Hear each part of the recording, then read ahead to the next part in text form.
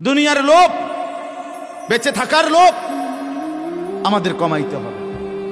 দুনিয়া নিয়ে কাড়াকাড়ি কমাইতে হবে। এটা আমার জন্য, আপনার জন্য, খোদার কসম, মুখাতাব আমিও আপনিও, অর্থাৎ সম্বোধন এই কথার আমিও আপনিও।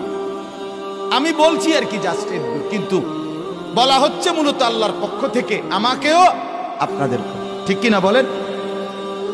এবার দ্বিতীয় আয়াত শুনেন। আল্লাহ তাআলা বলেন, ওমান আরাদাল আখিরাতা। মাশাআল্লাহ, এবার আল্লাহ কি চমৎকার বলতেছেন। ওমান আরাদাল আখিরাতা ওয়া সাআলাহা সাইয়াহা ওয়া হুয়া মুমিন। আর এর বিপরীতে দুনিয়া চাইছিল যতজন, পেয়েছে ততজন। কথা কর না, দুনিয়া চাইছিল যেদ্দুর, পাইছে কি তদ্দুর। আল্লাহ এর বিপরীতে বলেন, আখিরাত চাইবে যতজন, জান্নাত চাইবে যতজন, এবং সেই আলোকে আমার কথা শুনবে যতজন, তো আখিরাত চাইবে যতজন, পাবেও ততজন। দুই নাম্বার, আখিরাত চাইবে যেদ্দুর, পাবে তার চাইতে কোটি কোটি কোটি গুণ বেশি। কোটি কোটি গুণ বেশি।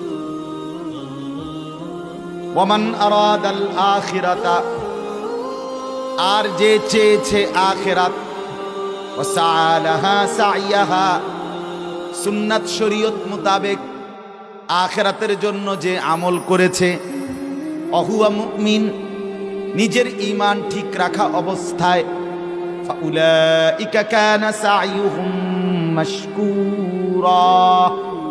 আল্লাহ বলেন, আমি এমন বান্দা প্রত্যেকের পরিশ্রম, মেহনত, আখিরাতের প্রত্যেকটা আমল আমি আল্লাহ কৃতজ্ঞতার সাথে, ধন্যবাদের সাথে বিনিময় দিয়ে দেব।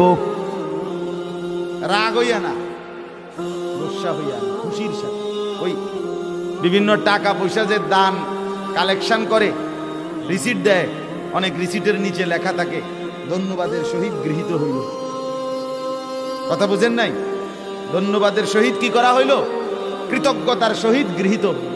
আল্লাহ তাআলা বলে, বান্দা তোমার আখিরাতের প্রত্যেকটা আমল আমি আল্লাহ নিজে কৃতজ্ঞ চিত্তে তোমার থেকে নেব।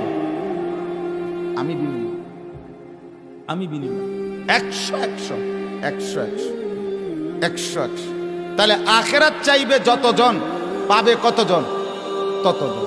আখিরাত চাইবে যদ্দূর, পাবে তদ্দূর না, তার চাইতে বেশি। এরপরে আবার আল্লাহ বলতেছে,